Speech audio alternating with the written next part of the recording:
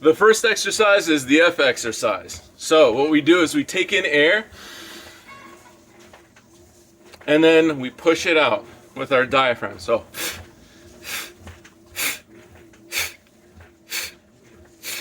breathe in.